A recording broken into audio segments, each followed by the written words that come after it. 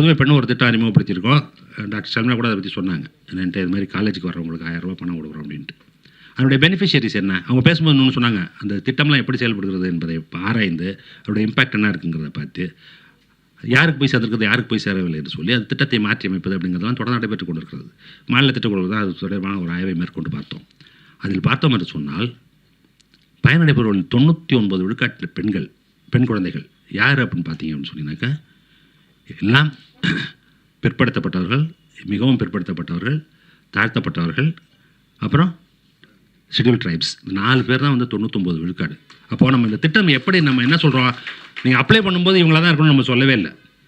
ஆனால் இந்த திட்டம் செயல்படுத்துகிற விதமே எப்படி இருக்குது அப்படின்னு தானாகவே வந்து அவர்கள் தான் உள்ளே வருவதற்கான உண்டான ஒரு அமைப்பாக அது இருக்கிறது என்பது எடுத்து சொல்லியிருக்காங்க. அப்போது இந்த திட்டம் அறிவிக்கப்பட்டதற்கு பிறகு என்ரோல்மெண்ட் அப்படிங்கிறது கேர்ள்ஸோடைய என்ரோல்மெண்ட் காலேஜ் எஜுகேஷனில் எவ்வளோ அதிகமாச்சுன்னா 30% அதிகமாச்சு.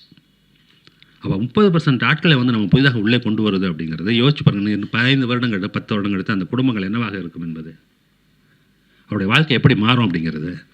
அப்போ நம்ம என்ன செய்கிறோம் அப்படின்னு கேட்டிங்கன்னா, யாரெல்லாம் இந்த வளர்ச்சியினுடைய பாதையில் விடுபட்டு போயிருக்கிறார்களோ அவர்களை எல்லாம் உள்ளே அழைத்து வருவது அப்படிங்கிறது தொடர்ந்து செய்து கொண்டே இருக்கிறோம். அது கல்வியில் செய்கிறோம்,